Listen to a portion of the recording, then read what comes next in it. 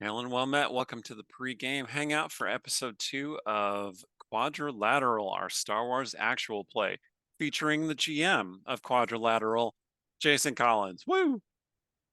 Good to see you, Jason. I'm glad that Canada had a holiday today so that you could be here for the whole hangout. This is awesome. So Um, yeah, it's our Typically, we would have like a lot of the people here, but the scheduling is difficult, so we take who we can get, and I'm glad that you can make it this time. I won't consider that to be the hand me down. I'll consider that I'll still consider myself to be the honored guest. You Uh, are the honored guest. our That's the thing. our Otherwise, it cast would just be me talking about Star Wars for half an hour, which I mean, I'm happy to do that. But yeah. Anyway, our cast is pretty phenomenal, and they're also in high demand. They do multiple actual plays, and they have busy schedules.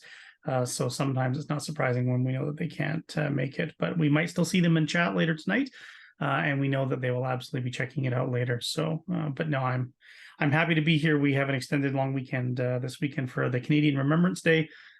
So even as we say thank you to all of our veterans and everyone who served in Canada, it's an extra day off for a lot of us, and so I get to be here right from the beginning, which I really appreciate. well, we're happy to have you. And a special shout out to May, who has come down with a bug. It doesn't seem to be COVID, but she is a little bit ill. So Yeah, you might see her in chat later. We'll see. yeah, absolutely. So, hmm, getting into episode 2. It's a big one now. It's the first episode was pretty special. Our first time as a group playing together and introducing the group to West End Games D6 Star Wars. But even just getting to introduce everybody to Star Wars with our band.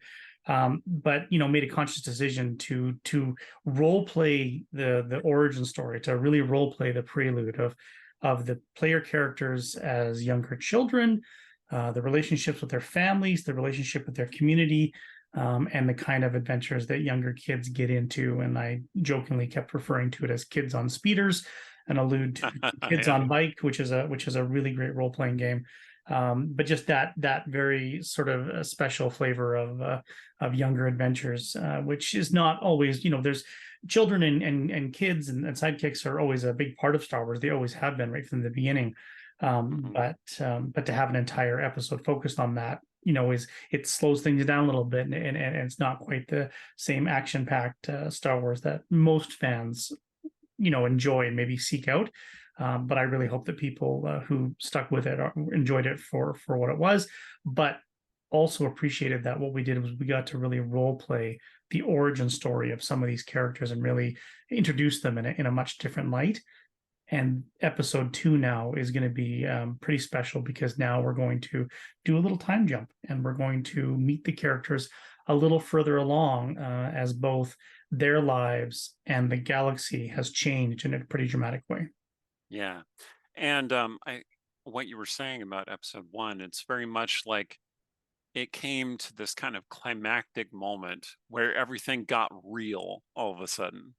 And like you're left with this kind of like trauma built in with other things that were happening at the time, and then that's going to overshadow some of the following stories and inform how the characters develop. And it's going to be it's really exciting to see how what happened before is going to influence them going forward. I mean, I know what happens and you know what happens, but I'm excited to see everyone else get to see it. And I'm Yeah, excited to even just see the players' reactions again in the moment as things are happening again, getting to re-experience that after having had a little bit of a break from it now, coming back to it. I've been really looking forward to this. yeah, totally. So, when you were going from episode 1 to episode 2, I this isn't really supposed to be an interview. I just have some cool questions that I wanted to ask that are You can relevant to episode you 2. you can hit me absolutely. Okay. So when we were making the transition from episode 1 to episode 2, did you have any particular concerns or like things that you really wanted to nail down going through the episode? Not so much nailed down, although there's certainly story moments that you've sort of designed in advance that you hope will come to fruition or pay dividends. we talked last time, and we talked during your and my one-on-one interview about how limiting myself to 4 episodes really put a constraint on the ability to determine what scenes and what story moments happen and what maybe gets compressed or cut altogether. And so even here in episode 2, there are scenes that happen that I maybe had imagined might happen in episode 3, and there are scenes that when we get to episode 3, I for sure thought was going to happen in episode 2. That's the reality of just live play and reacting to what the players are doing, and letting the players dictate the pace, and letting the players determine what's most important to them in the moment, what they're going to explore more.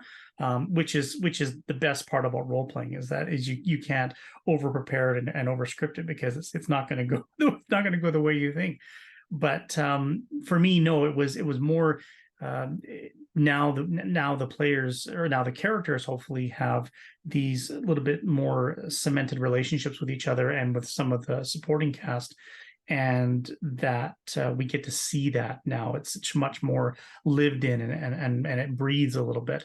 And that was just as important to me as anything to do with the story. Is I wanted hopefully both the players to then be able to make that transition to playing the older version of themselves, as well as the story, moving us along and showing us another time in the galaxy. Totally.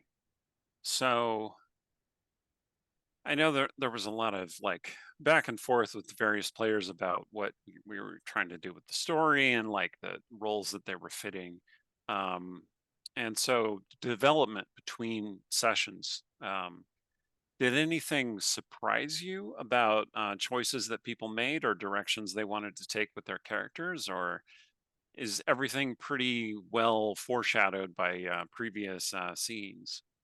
I What do you would think? I wouldn't say there was anything surprising for that. Episode 1 was great because, like I said, our cast didn't shy away from and leaned into the premise of playing those younger versions of themselves, and just went for it 100%, which was fantastic. Because when we were originally talking about the game and originally extending these invitations and getting to know the players, all of the sort of character design and planning was in this episode 2 era, this current era, where they're playing these older versions of themselves, or we could say this the current age of the characters as they would be in the story. So that's where most of the initial discussion and planning went in.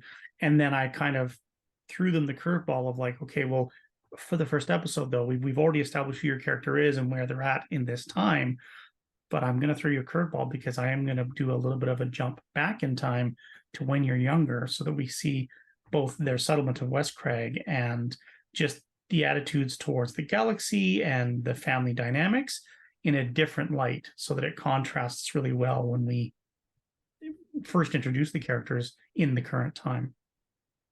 Mm, mm, mhm, mhm.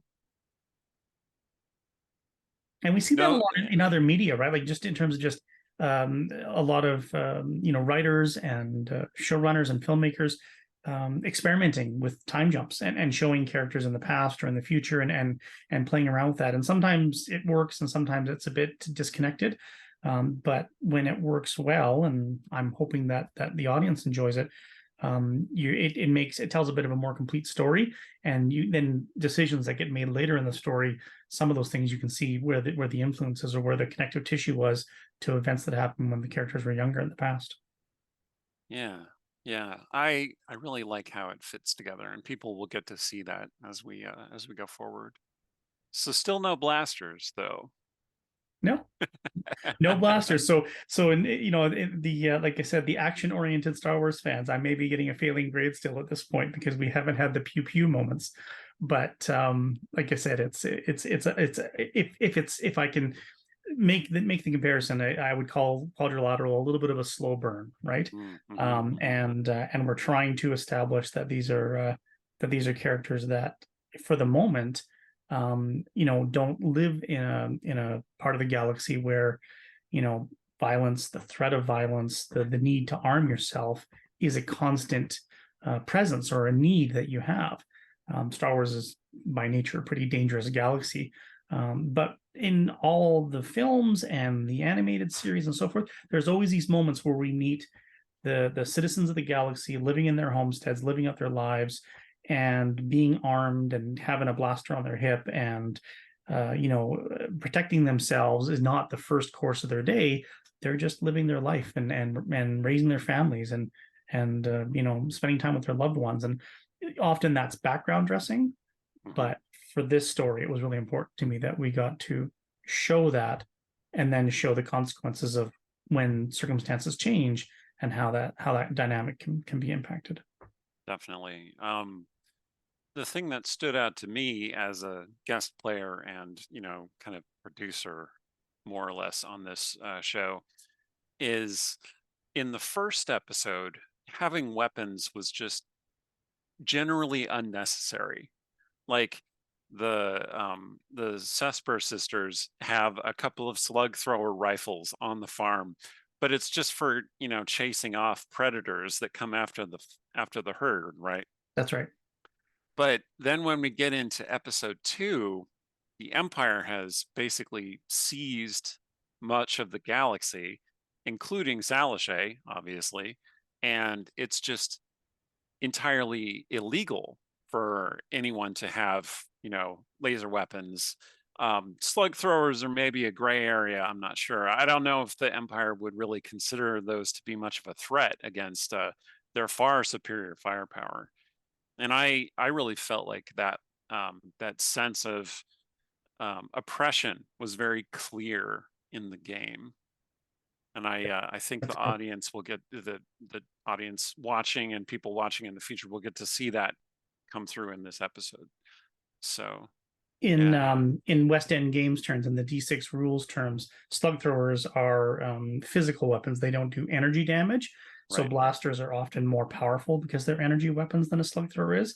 And slug throwers can be rated in terms of their legality less strictly than blaster and energy weapons can be, depending on the system, depending on who controls the system and the laws and rules there and so forth.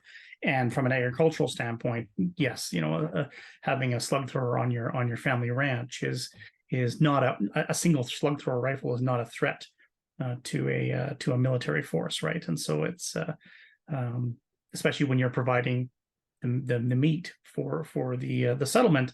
There's an allowance or sort of some acceptance of that minor piece.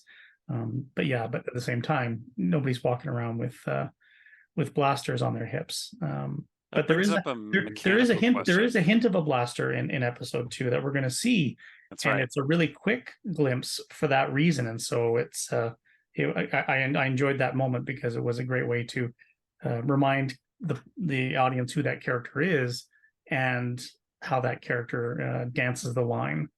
Yeah, yeah, and the kind of general absence of the pew pew makes that stand out more. Yeah, So like that was a very powerful narrative decision. yeah, Um, it did this has raised a mechanical question in my head. Does stormtrooper armor or laminate armor in D6 West End terms, is it more resistant to physical damage than to energy damage? Is it is.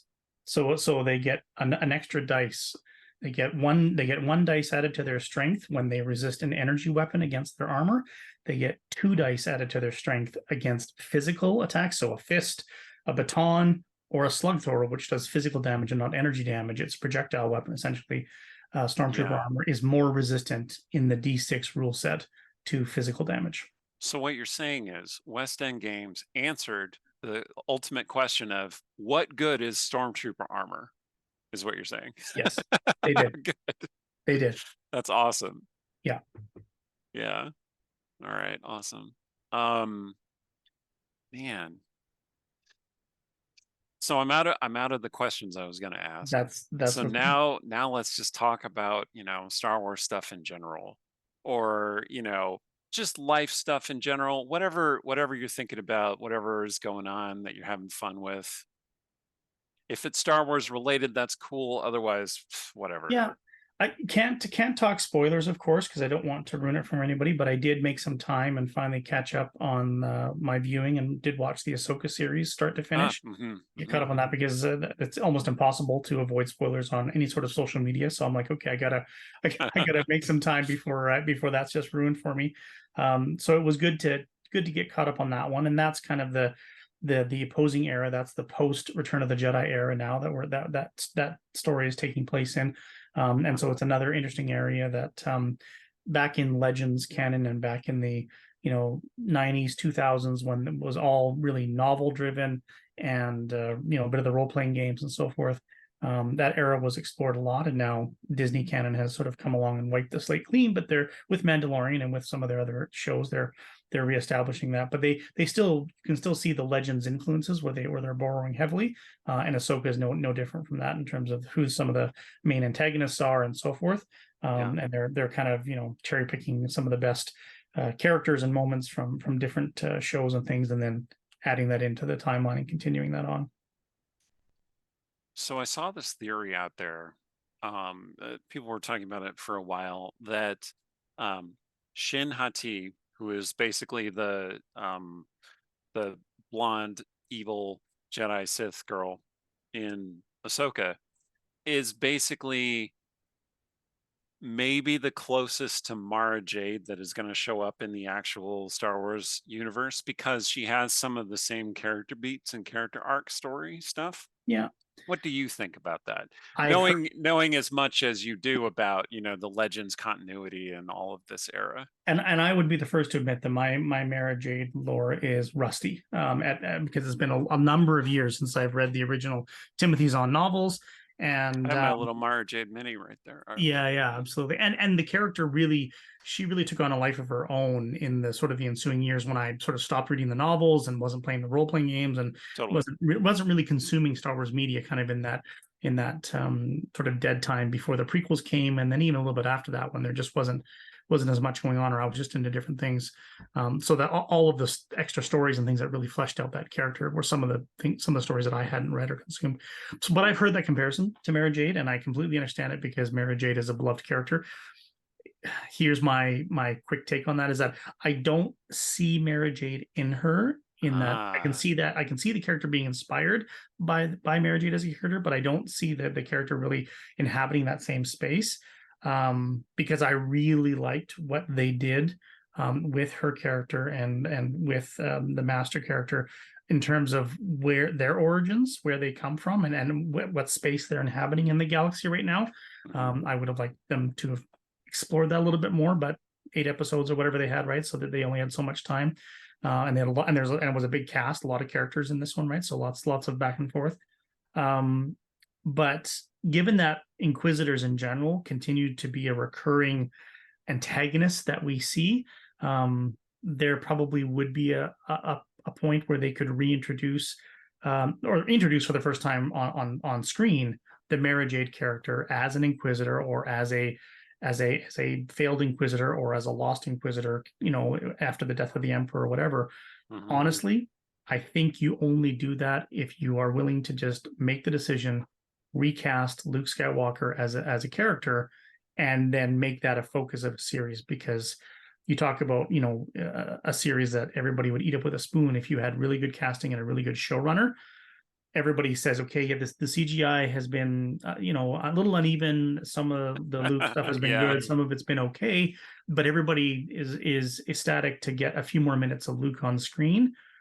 But man, if you did a Luke pre-establishing the Jedi Order, or in those early days, as we saw in Mandalorian, or sorry, in Book of Boba Fett, where he's just really starting to establish a new temple and a new order and all that, doesn't have any Padawans yet or anything, and then this Inquisitor, who may or may not be still trying to fulfill the will of the Emperor, is out there.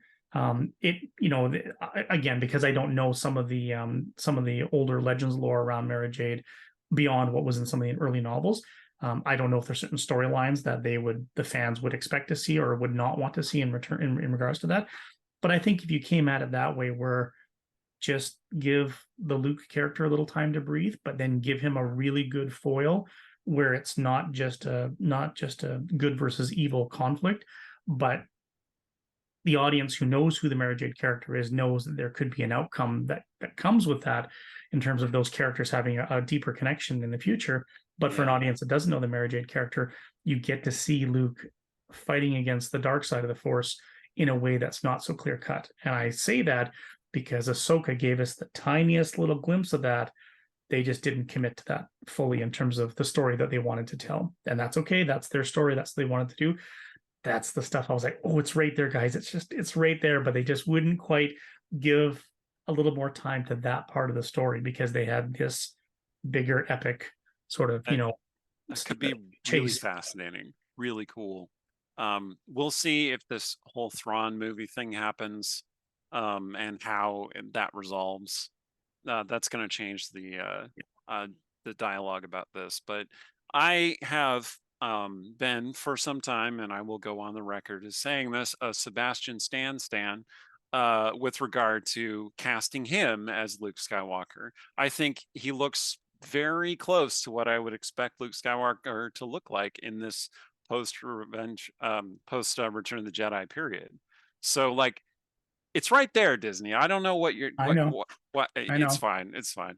Anyway, they'll make the decisions that they'll make. It's just fun to speculate. It is fan casting has always been that, and they back in Wizard magazine in the '90s, right? There was always the when they weren't doing the comic fan casting, sometimes they would do the Star Wars fan casting, and I remember the Thrawn trilogy being one of the things that came up along the way and stuff, right?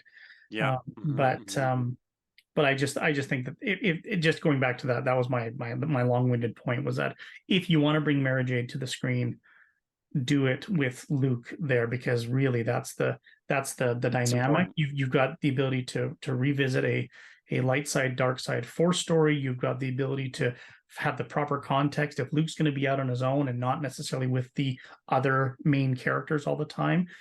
They could be cameos and holograms or voiceovers or whatever. They don't have to be in the show.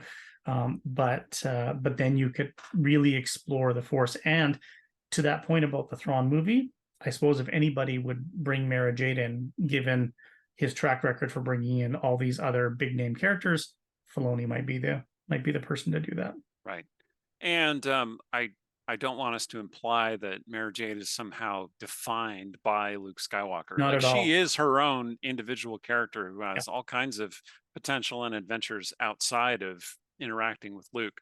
It's just that those two characters are such good foils for each other. Yes. They bring out so much about each other, and that can translate really well onto the screen.